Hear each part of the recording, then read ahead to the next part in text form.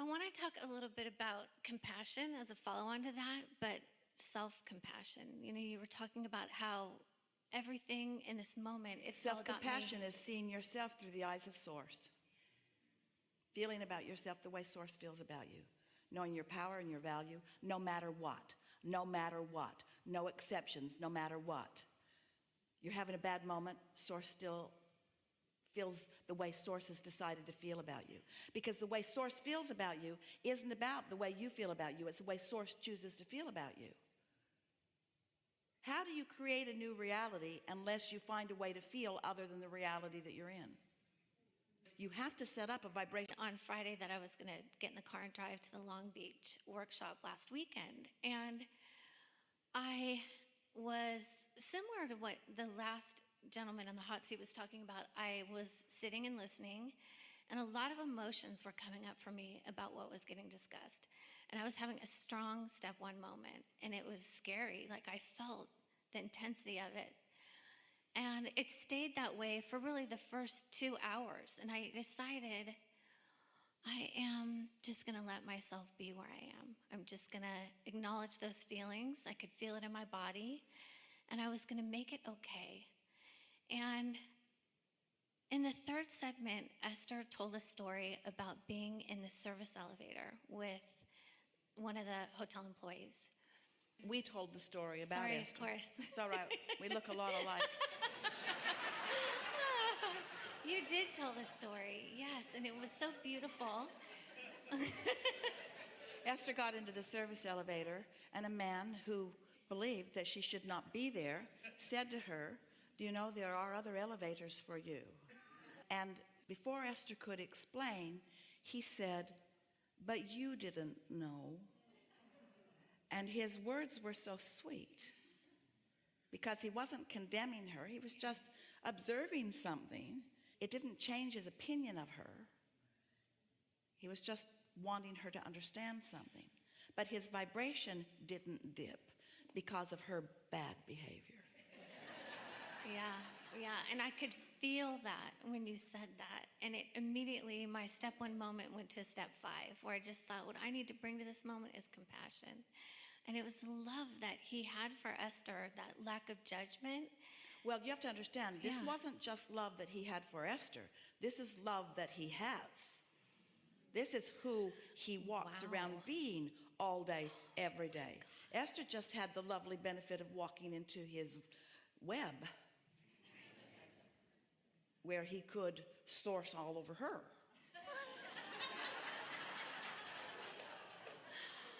I love that. And she was a match to that, though. So that was a reflection of the love that Esther is. Yes.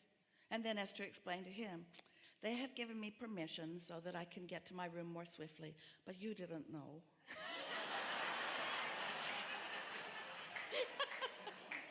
And isn't that sort of what you want to explain to everyone? We differ because this is the way my life has brought me to be, but you didn't know that. And if that were the attitude that people would have, giving each other the benefit of the doubt because you didn't know, you haven't been walking in my shoes, you don't know what my desires are, you don't know how many engines I've got on each end of my train. In other words, no one really knows. No one knows, but you do. Yeah. No one can feel your emotions. The moment that was me doing that for myself, me being the guy in the elevator, letting myself off the hook in that moment. And it's like all the magic happened right then. And I just showed up, and it was a completely different experience. This is the most important thing to acknowledge about this conversation. Your inner being knows at all times where you stand in your physical human perspective in relationship to everything that you want. And your inner being is knowingly, compassionately calling you toward the fullness of all that you are and all that you intend and all that you want to be at all times. But as your inner being is calling you, your response to that call varies dependent upon where you are on the emotional scale. When you in your physical personality are flying high and you sense the call of your inner being, it's a delicious, elated, exhilarating, loving moment. If you are overwhelmed and you sense the call of your inner being, it's not as elating, and you might be called through some bumps in the road, but you're still being called. You get all kinds of inspiration. Humans don't want to hear this, but let's say you are feeling vulnerable and in despair. Sometimes you translate the call of your inner being into revenge, because revenge feels better than despair. But it's still the call of your inner being. You see what we're getting at? So it's where you are in relationship to this loving, compassionate call. So that's why sometimes, even in a gathering like this, you could have a step one moment because of whatever resistance that you're still holding about a subject that somebody else might activate in the chair.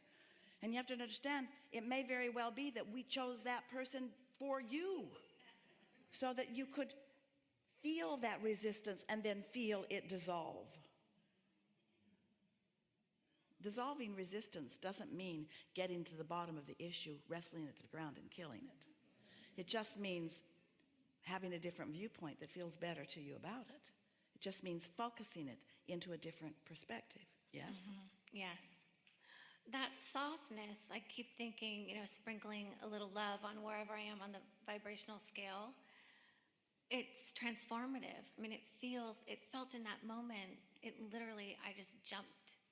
And was it because I was pretty close? And then as you remember that, so now we're answering the question that we were talking about earlier today.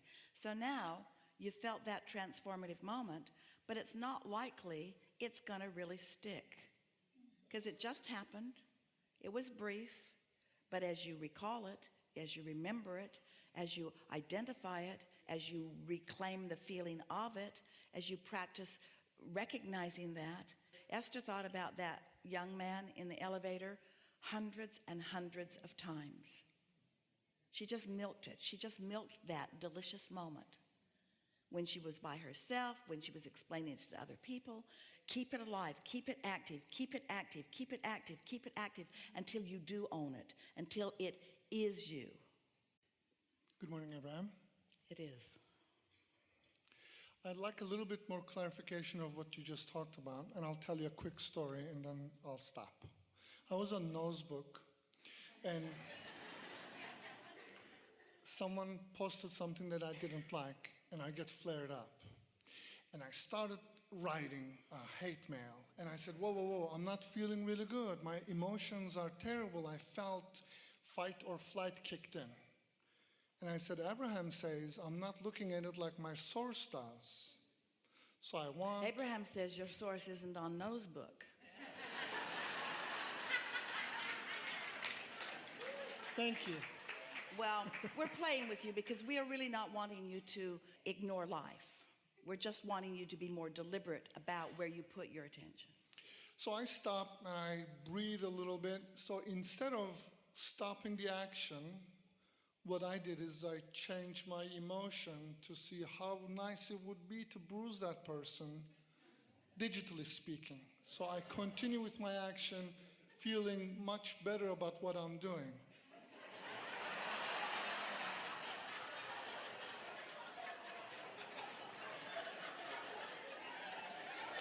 Well, it really is all that matters, because the other's reaction is irrelevant. Did you look to see if the other was reacting? To my reaction? Yes. Yes. Well, there you go. It's a normal thing, isn't it? You're in this world. The contrast that you're observing is what helps you to define what you want. Step one matters a lot. Step one is such an important part of the equation that you deliberately were born into variety and contrast, because without it, no new ideas could come about. Step two, source answer. Step three is you line up with it. Step four is you get really good at lining up with it. Step four is just mastery of step three. Seems odd to have step four be the same as step three, but you can occasionally be in the receptive mode and recognize it. But when you are consistently in the receptive mode, that's when you've really mastered it. And so we want to give that its own step, step four. And step five is when you've slipped back into step one and you realize it, but you're not mad at yourself for being back in step one. you finally come to understand the value of the contrast.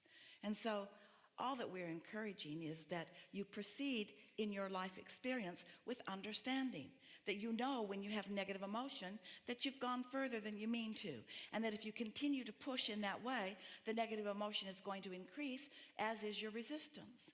And there is no value, once you launch your rocket of desire, in persevering through resistance, because you're not ever going to break through it. You're only going to increase it. It's like saying, I've got 2 engines going in the direction of what I want on my train, and 2 engines going in opposition to what I want. And then I find an issue that I'm pushing against, so I put another engine on the other end of the train. So for a little while, you're not moving forward. In fact, you're going more toward what you don't want. But then in that process, you launch another rocket of desire, which puts another engine on the other end of the train. So now you got 3 engines and 3 engines. So now you're not moving forward either. You could focus upon your desire and put another engine on going the way you want to. But no, you're on nosebook. So you put another engine over here. And so now you're slipping back a little, which causes you to launch another rocket of desire. So now you get another engine on here. And that's the way most people live their life. They inch a little forward and they inch a little back. And they inch a little forward and they inch a little back.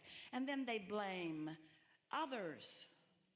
They blame others, instead of understanding that it's only you who can launch desire for you, and it's only you that can offer resistance to your own desire. Only you, only you, only you. So then you might, if you really understand this, you might just ask yourself, with each action that you're intending to take, because an action has quite a bit of momentum in it already. It's not just a thought and it's not just a word, it's an action that you're taking about something.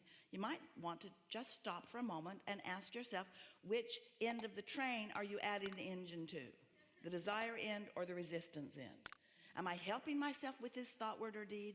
Or am I hindering myself? And the truth of it is, you can't get it wrong, because it doesn't matter how many engines you put on the end of your train that are taking you where you don't want to go.